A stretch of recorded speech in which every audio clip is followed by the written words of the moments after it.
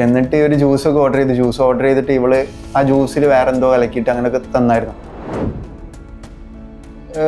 ഇതിങ്ങനെ കലക്കി തന്നതിന് ശേഷം അങ്ങനെ കുടിക്കുകയും ചെയ്തു. അടിയിലോട്ട് എത്തനോട് കൂടിയിട്ട് ഒരു ചെറിയൊരു കയ്പ് അങ്ങനത്തെ ഒരു സംഭവം വന്നായിരുന്നു.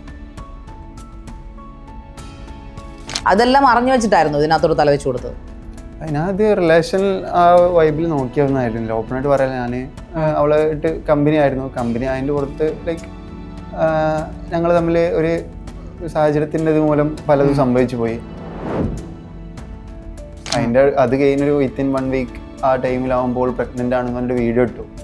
അതും എന്നോട് പറയാതെ വീഡിയോ ഇട്ടത്.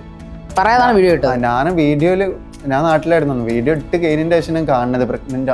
അപ്പൊ ഞാൻ അവൾക്ക് അപ്പത്തിന് വിളിച്ചു, നീ എന്താ പറയുന്നത് ചോദിച്ചിട്ട് അപ്പത്തിന് വിളിച്ചു. അപ്പോ ആക്ച്വലി അവർ പ്രഗ്നന്റ് ആയിരുന്നു.